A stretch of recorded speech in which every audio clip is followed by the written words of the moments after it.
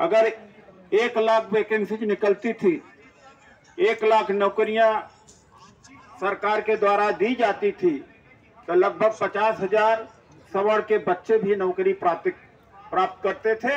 अब किसी को नहीं मिल रहा है।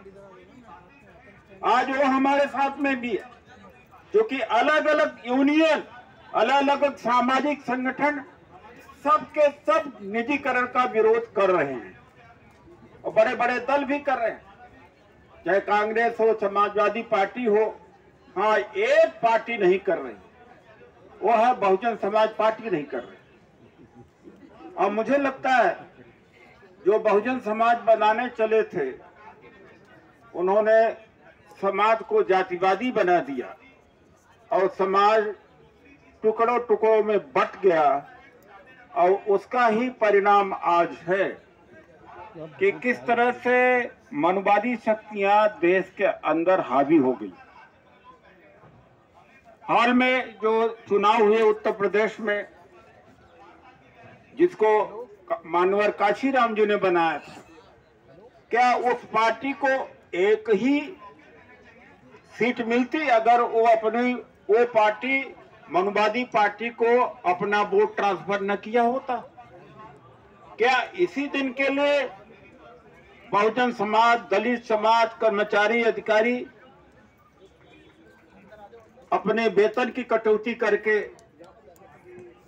अपने समय का दान दे करके तमाम तरह के पीड़ाओं को, उत्पीड़न को झेलते हुए इस आंदोलन को किया था कि यही आंदोलन एक दिन जाएगा जो खत्म कर दे, एक दिन होगा जो खत्म कर देगा। मैं समझता हूं कार्यकर्ताओं का भी दोष रहा है, अंधभक्ति हो गई थी। मैं 20-22 साल से इतना ज्यादा पीड़ा झेला हूं, हमारे साथियों ने पीड़ा झेला है पूरे देश के अंदर। जब हम आरक्षण बचाने की बात करते थे, निजी क्षेत्र में आरक्षण की बात करते थे, जाति निषेध की बात करते थे, तो कहा जाता था कि कांग्रेस का चमचा है, कभी कहा जाता था बीजेपी का चमचा है। और कितने ज्यादा प्रहार हमारे ऊपर हुआ करते थे। लाख समझाने के बावजूद में वो समझे नहीं और अंधभक्त बने रहे। और उसी अंधभक्ति का परिणाम यह है कि नौकरी खत्म। आज 44 विश्वविद्यालय हैं, एक में भी वाइस चांसलर दलित, पिछड़ा नहीं है, मुस्लिम नहीं है। हम भारत के संविधान के वजह से आज हैं। धर्म को मानना न मानना ये व्यक्तिगत अधिकार है, स्वतंत्रता है, लेकिन क्या हमें धर्म ने एमएलए कभी बनाया? क्या एमपी हमें कभी बनाया था? मिनिस्टर बनाया था? मुख्यमंत्री बनाया? डॉक्टर, इंजीनियर बनाया था? अगर बनाया हो तो बताइए, बनाया था? नहीं बनाया था। बनाया था? नहीं बनाया था। किसने बनाया? संविधान ने बनाया। हम संविधान को कितना मानते, आज इन्हें संविधान इसलिए बुरा लग रहा है, उसमें अल्पसंख्यक है, ईसाई है, दलित है, महिला है, पिछड़ा है, सबको बराबर का अधिकार दिया गया है। इसीलिए संविधान उनको चुभता है। इसीलिए संविधान को आधा काट चुके हैं और आधा संविधान 2025 में खत्म कर दिया जाएगा। ये संविधान समाप्ति की ओर है। अभी भी कुछ लोग अंधभक्त बने हुए हैं, तो बड़ी जल्दी जग जाए नहीं, वो भी हमारे अधिकारों का, हमारे गर्दन के कत्ल के, वो भी कत्ल में शामिल होंगे। जो तथाकथित अंधभक्त हैं, बहुजनवादी हैं, अंधभक्त हैं, बहुजनवादी हैं, ये भी अपने समाज के गुनाहगार होंगे। ये भी कत्ल करने वाले लोगों के साथ में शामिल किए जाएंगे। आज नहीं तो कल इनका हिसाब आएगा। हम हमेशा लड़ते हैं ईमानदारी से। पार्लियामेंट में गया, प्राइवेट सेक्टर बिल हमने इंट्रोड्यूस किया, प्राइवेट सेक्टर में रिजर्वेशन के लिए, उसका भी माखौल उड़ाया गया। रामलीला मैदान में रैली उस समय 11 दिसंबर 2000 को किया था, जब पूरे देश के कर्मचारी अधिकारी का वजूद खतरे में था, प्रमोशन खतरे में था, सीनियरिटी खत्म हो गई थी, ग्रेस मार्क विड्रॉ कर लिया गया था। और इसी परिसंघ के बैनर के तले 11 दिसंबर 2000 को रामलीला मैदान में रैली करी गई थी। उसके एक सप्ताह पहले पासवान जी की रैली थी और 2 सप्ताह पहले काशीराम जी की रैली थी। और मीडिया ने कंपटीशन मान लिया था, लिखना शुरू कर दिया था कि 3 दलित नायकों की आपस में होड़, जबकि ऐसा कुछ नहीं था। एक संयोग था कि मानवर काशीराम जी रामलीला मैदान में रैली कर रहे थे और पासवान जी रामलीला में ही किया, वो लाल किला में कर रहे थे, हमने रामलीला मैदान में ही किया था।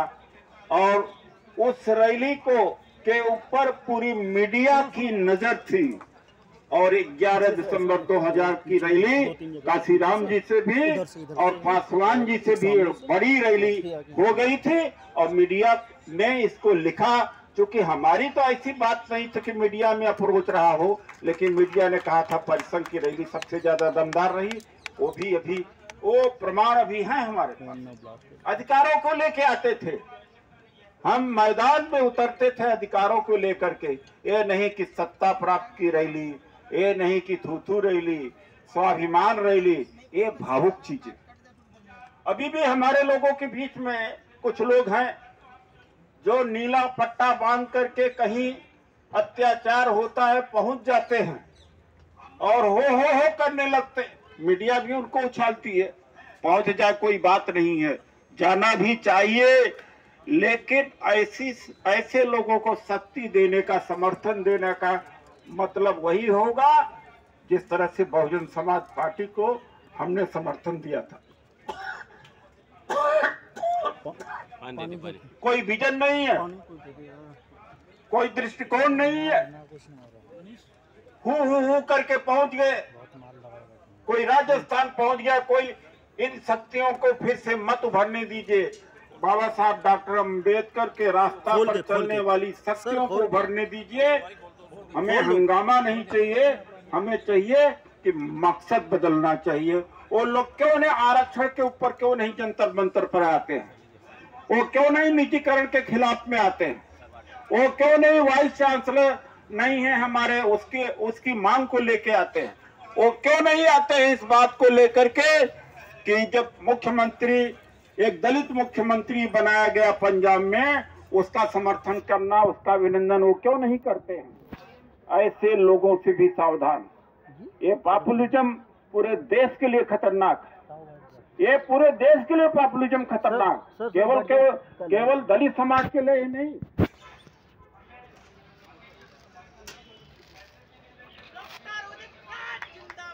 जिंदाबाद जिंदाबाद।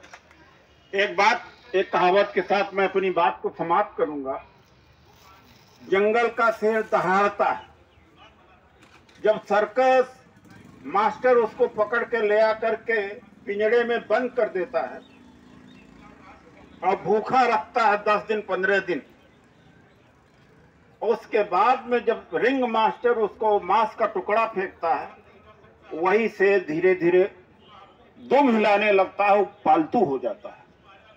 वही हालत इस देश की जनता का, वही हालत दलितों का भी है कि पहले महंगाई से मारा, कोविड से मारा गया, बेरोजगारी से मारा गया और 5 किलो राशन में खुश हो गया।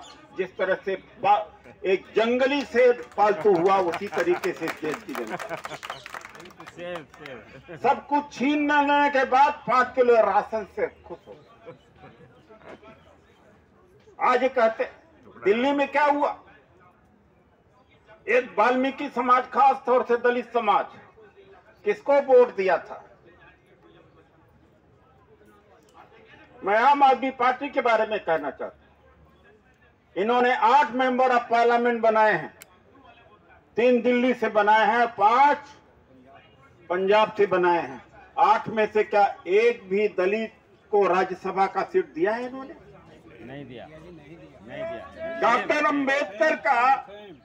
अंबेडकर का चित्र लगा करके दलितों का वोट के ऊपर डाका डाल रहे हैं, और हमारे पढ़े लिखे लोग भी उसमें फंस जाते हैं कि अरे भगत सिंह और डॉक्टर अंबेडकर की फोटो है क्या, वाह वाह वाह है। अरे हमें हंगामा नहीं चाहिए, हमें सूरत बदलना है, हमें अधिकार चाहिए। अधिकार क्या ये दे रहे हैं? ये हालत, ये भावनाओं में नहीं जाना चाहिए। मैं भावनाओं की बात कह रहा हूं। जो ये नीला पट्टा लेकर के पहुंच जाते हैं, ये ज्यादा खतरनाक होंगे। हमने कभी ऐसा नहीं किया, मैं भी कर सकता था। क्या डॉक्टर अंबेडकर ने ऐसा कभी किया? बाबा साहब 1943